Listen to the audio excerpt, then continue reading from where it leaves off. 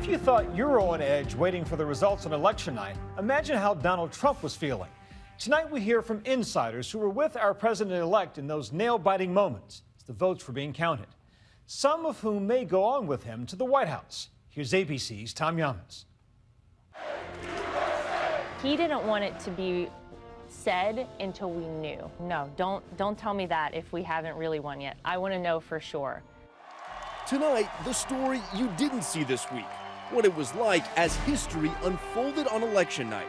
And what was that moment like? Complete euphoria, suspended disbelief. This is the year that so-called electability was replaced by electricity. With polls and pundits uniformly predicting a Trump defeat, the Clinton campaign is sipping champagne on their plane, their candidate even signing a Newsweek magazine cover, Madame President. A big state for Donald Trump. But then, state after state starts falling to Trump. I heard there was a moment where people started coming up to him saying, President Trump, and he was like, hold on, not till we know for sure. Well, he's confident, but he's not an arrogant person, and becoming the President of the United States is a very humbling experience for anyone. He is now going to be the 45th President of the United States. We were all elated and felt vindicated and so happy. And what did he say? What did he do? He actually just went right into work mode and he said, okay, we got to write a speech. Trump had been something none of the politicians and pundits had seen. And at last, stunning victory in hand, he showed a side he's rarely shown, a capacity for graciousness. It is time for us to come together as one united people. Time. I'm reaching out to you for your guidance and your help so that we can work together and unify our great country. When he stood up at his victory party and said, I will be the president for all Americans, including those who did not support me and don't support me, it's a very important moment. Hillary called you. Tonight, this clip from President-elect Trump's first interview with 60 Minutes. And it was a tough call for her. I mean, I can imagine.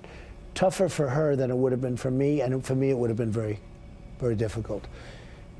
She couldn't have been nicer. She just said, congratulations, Donald.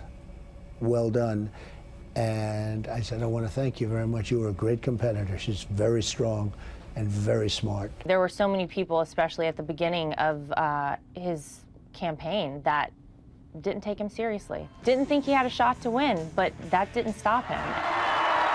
The maverick outsider, true to form, breaking all the rules of civil discourse. Because our leaders are stupid. Stupid people. Wah. Bing, bing, bong, and dat. Applying his businessman's branding genius to label his opponents indelibly with those now famous nicknames. Don't worry about it, little Marco. I've given my answer, Lion Ted. Jeb Bush is a low-energy person. Crooked Hillary Clinton. And turning his trademark unfiltered rhetoric on the public as well. I don't know what I said. I don't remember. When Mexico sends its people, they're not sending their best. They're bringing drugs. They're bringing crime. They're rapists. He's not a big believer in PC culture where every statement you make you have to vet very carefully through thousands of people. He's true to himself and he speaks in a way that the average person can understand. I think that's refreshing for everyone. Now, my friends. While the Clinton campaign tested 84 different slogans, Trump's was a crystal clear distillation of both anger and aspiration. Make America great again. What I want to do is make America great again. Very simple. You know, a lot of people mock that slogan, though, but it was a winning slogan. Why? Because we won. It's simple, but it's also positive and uplifting. Trump exuded confidence on the stump. And we are going to win the White House. We're going to win like they've never seen. And we will make America great again. But privately, his longtime friend says he wasn't so sure. No, he didn't say to me, no, this is not going to happen for me. He just said, look, I'm competing every place, and I'm hopeful for the best. His advisors determined to keep him on message. We've got to be nice and cool, nice and cool. No sidetracks, Donald. Nice and easy, nice.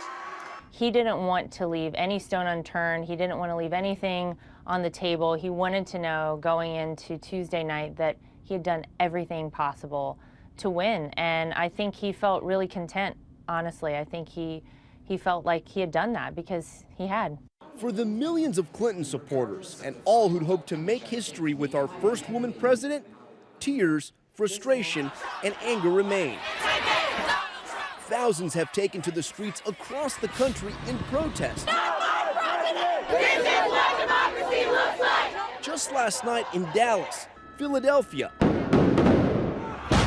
and violence in Portland, Oregon. But will a President Trump be as frightening as they fear? We have to build a wall. Do you think he's going to move forward with any of his plans? I mean, he's got a lot of big, bold ideas. Remember, this is a guy who doesn't come with any kind of a sense of policy making or being deeply informed about policy. He doesn't really in his core care about policy. He cares about showmanship. So I think what you'll see, I think he'll hand off a lot of the domestic policy to the Hill and a lot of the foreign policy making to his advisors. Again on 60 Minutes, Trump gave us our first hint at policy. Let me ask you about Obamacare, which you say you're going to repeal and replace. When you replace it, are you going to make sure that people with preconditions are still covered? Yes, because it happens to be one of the strongest assets. You're going to keep that? Also, with the children living with their parents for an extended period, you're going to keep very that? much try and keep that. As far as who will be in the Trump White House, we've got a great transition effort, and now Vice President-elect Mike Pence is the chairman of that effort. Kellyanne Conway revealed that Mike Pence has taken over the transition from Chris Christie, but she won't reveal much else. You know, there are a number of people being talked about for different jobs. Ultimately, that's Donald Trump's decision. And since Trump is the ultimate outsider, he needs an insider to help run the White House. That person may be RNC Chairman Reince Priebus. Traditionally, one of the first hires for the cabinet is the chief of staff. Is Reince Priebus that man? Reince has been an unbelievable partner in this effort, hand in glove with me, certainly with Mr. Trump. Other names being floated in Trump's inner circle, campaign chairman Steve Bannon and Ivanka Trump's husband, Jared Kushner. So a Donald Trump presidency will be unprecedented and incredible. The win seemingly catching everyone off guard as police and Secret Service rush to secure Trump Tower and questions about whether the Trumps will even move to Washington.